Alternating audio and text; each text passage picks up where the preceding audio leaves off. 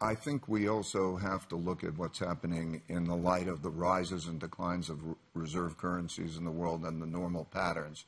And if you look at it from the Dutch guilder, the British pound, and the U.S. dollar, and now China, and how countries evolve, and you look at those patterns over a series of history, we know that, first of all, technology is the leading reason for the developments. We know that each of those countries has to go global with their currency and their banks. We know that they have to be develop their financial markets. Every one of those has had a financial center. Amsterdam was, London was, New York was, and now in China they must have their financial markets.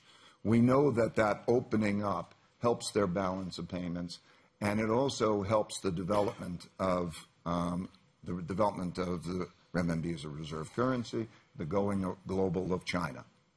That will happen. That's an inevitable part of the development. Simultaneously, though, we have to look at the United States, and we have to think of its implications. There is a cycle that this happens. The rises of these reserve currencies happen because the countries become more competitive, technologies and all of those things, balance of payments, and they go global. The declines of world reserve currencies happen quite often because they have reserve currencies. There's a lot of lending to them. And in the United States, we have to talk about the United States and the United States debt, government debt. We're talking a lot about China, and that's part of that puzzle, a big part of that puzzle. But we also have a real problem in terms of the quantity of debt that we're going to have to sell to the rest of the world over the next few years. We've experienced a lot of stimulation because of a combination of the tax cuts and the stimulation. If you do the projections, the pro forma projections, and think who's going to buy that amount of debt and the amount of debt that we have to sell, I think that that's going to be an issue.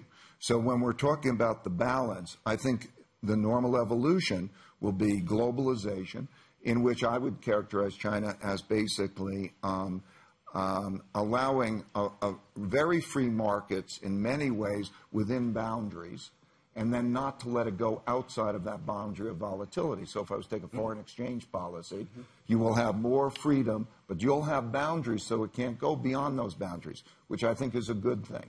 And then, but you're going to have that globalization, you're going to have the development of the currency, and there is a problem or a challenge in terms of debt, which relates to the currency issue, because a bond is a promise to deliver a lot of currency. It's just basically a pile of currency spread over a period of time.